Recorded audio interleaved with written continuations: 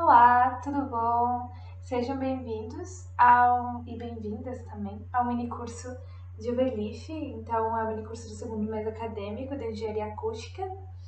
É um prazer recebê-los aqui, espero que vocês consigam ter um bom proveito desse curso. Então, vamos começar, com as apresentações. Então, para quem não me conhece, meu nome é Shaline, eu sou estudante do curso de Engenharia Acústica da Universidade Federal de Santa Maria, a UFSM.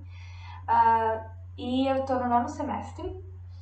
Eu tenho 22 anos e desde 2018 eu integro o diretório acadêmico de Engenharia Acústica, que é o organizador do evento, o evento que vocês estão, que é o segundo mês acadêmico de Engenharia Acústica, junto com o apoio da empresa Júnior, a única empresa júnior de acústica da América Latina, a Acústica Júnior.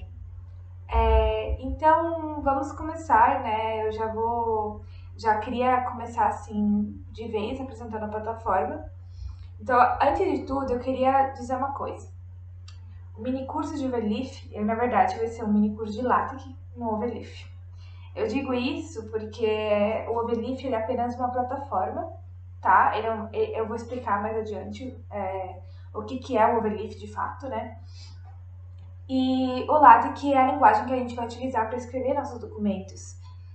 Então, já deixando bem claro aqui, para quem tem mais conhecimento no LaTeX, já digo que vocês conseguiriam se dar bem no Overleaf. E para quem não tem nenhum conhecimento em LaTeX, esse é o lugar certo para vocês aprenderem o básico.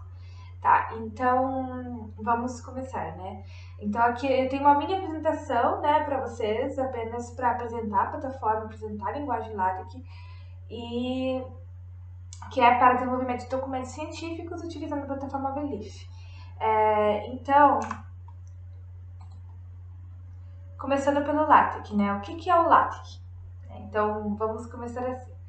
O LaTeX ele é um sistema de desenvolvimento de documentos, ele é um conjunto de diferentes comandos e funções que foi desenvolvido, próprio focado para a criação, a construção de documentos científicos, pode ser livros, até cartazes, documentos dos variados, assim, e até apresentação em slide. Inclusive, por curiosidade, essa apresentaçãozinha aqui que eu estou apresentando para vocês foi feita no Overleaf, mas com o LaTeX, com o LaTeX.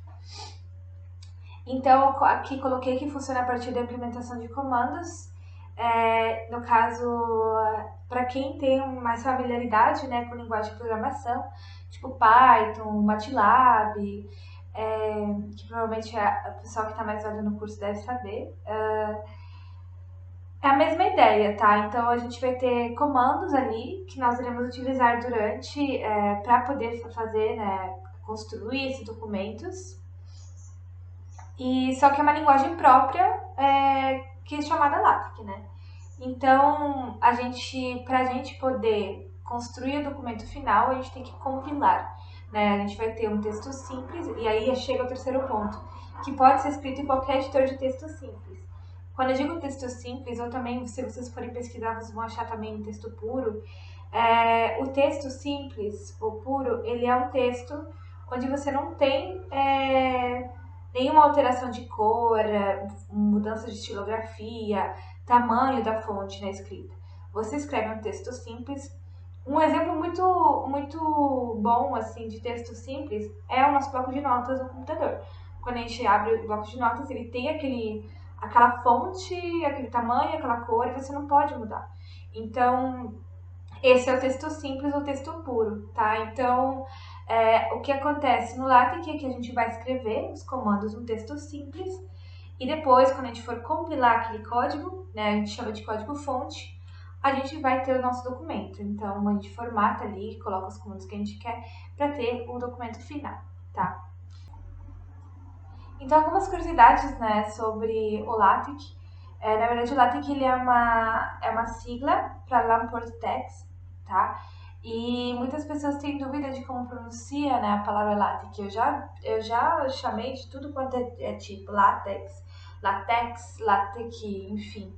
E aí, pesquisando, eu descobri que, na verdade, o X, que está no final, ele não é um X, ele é a letra grega aqui. E, portanto, a gente lê LaTeX, seria o jeito certo de pronunciar, tá? Só a título de curiosidade.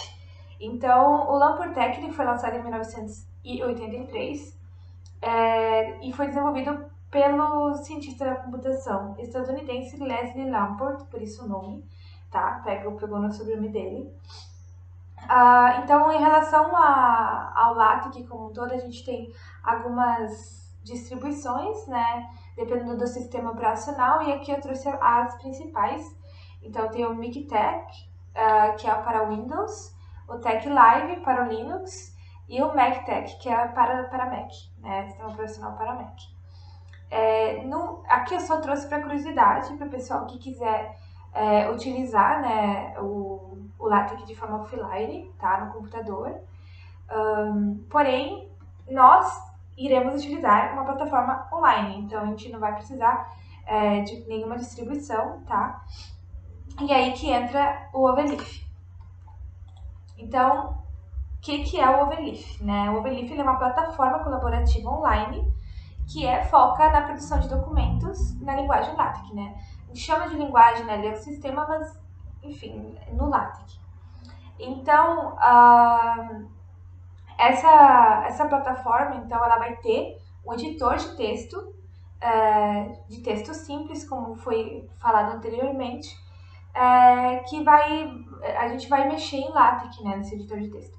Mas, além disso, a plataforma é ampla, ela também possui uma vasta biblioteca com modelos, templates prontos de outras universidades, de outros países também, tá? Então, tem modelos de diversos tipos de texto, então, relatórios, livros, artigos, cartas, tem muito, muito documento mesmo, tá? Apresentação de slide também.